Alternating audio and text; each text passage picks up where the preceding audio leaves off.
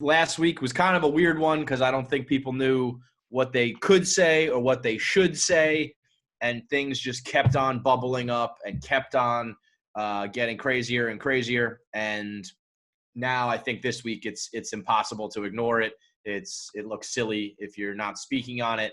But at the same time, I also feel like there's been this like switch flipped where now everybody has to give their thoughts on everything. And while I don't think and this might sound hypocritical because Saturday night I did a fucking podcast and wrote like a 2-hour blog on it. So I certainly was out there giving my thoughts. But I don't think it's something where you have to give your thoughts. And I don't think it's something where, I know we're all in it together, and I know it's not a black or white or brown thing. Like, we all should be in it, but yet at the same time, a flood of white people like opining about this is probably not necessary either, I would think. No, it was like when you're young and it's like, yo, if your friend jumped off the bridge, would you too? Like it felt like the world was waiting for someone to jump off the bridge. I don't know who it was. Yep. And then everyone released PR statements. Now, don't get me wrong. There are people who should release PR statements, 100%. I think there are a lot of people who haven't, who should have. Like, I thought the most powerful one, if you will, was Adidas and Nike, which is like I thought was crazy. Yeah. Like, well, by the way, what was that boardroom like? We're like, no, you're quote tweeting us. Yeah, like, we're going first. You're going second. That negotiation must have been tough. Yo, you know what I hated about that was fucking that weasel Darren Rovell was the one who like put that out there and said like, wow, this is so powerful. And just because Darren Rovell fucking sucks, everybody like came down on him like a ton of bricks. But that being said, it was pretty cool. I mean, that's a pretty big deal for those guys who undoubtedly fucking hate each other. Somebody had to pick up the phone. Somebody was negotiating. And I'm sure it's more the PR departments than like the executives. But it's a cool one.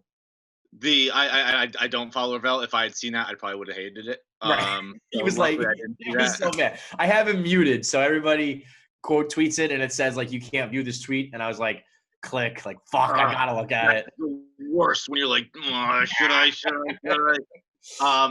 But yeah, it seemed like everyone released something. Most of it was nothing. Most of it was just bland shit.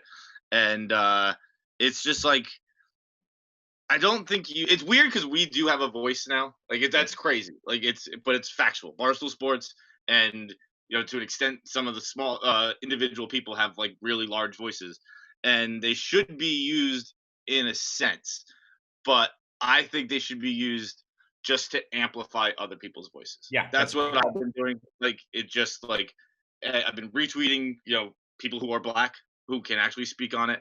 I've been like sharing on like Instagram because fucking frankly, my voice doesn't fucking matter. I have no idea what they're talking about. Here's what I said in my blog.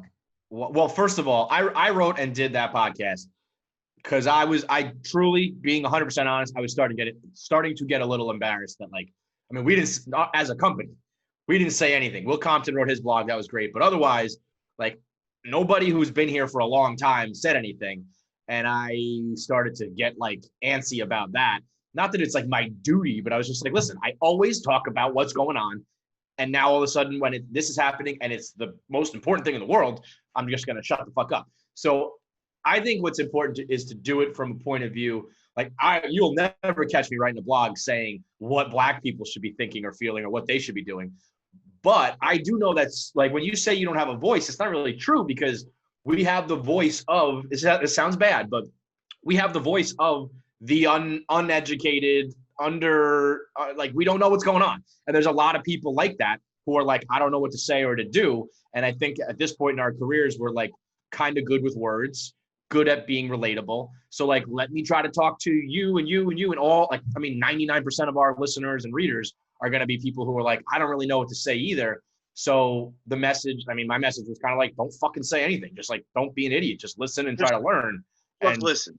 Yeah. Just because I don't know what it is about the casual racism where like you would never, if I were to talk about like going to war, you'd be like, I don't know anything about that. I never served in the military. Like, I have no idea what to say or how you're feeling or anything else in life where it's like, hey, do you have any experience with this? Talk about it. You'd be like, no, I don't know about that. But this, for some reason, people are not hateful people, not racist, like outwardly racist people, regular ass people with good hearts and like good moral compass are still like, let me tell you something. It's like, no, don't tell me anything. Don't tell anybody anything. It's so crazy. Like I was thinking about it the other day, just like, because I grew up in a good neighborhood, I guess. It's not a great town, but it's a fine neighborhood. Mm-hmm. But like the projects aren't far from me. They're like probably 2 blocks. I drive by them every day, and like you would always see cops out there. And in my neighborhood, I never once saw like technically I grew up in a lawless neighborhood. There was just and it was fine. It was good. There was and then like where the cops always were, there's a lot of fucking there was always, not a lot, but there was trouble.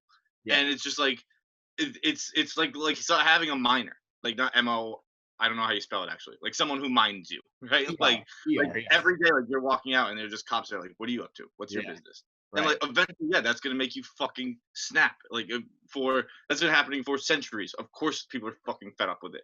It's like, I don't know. So like I'm like, that's not a world I grew up in, so I can't.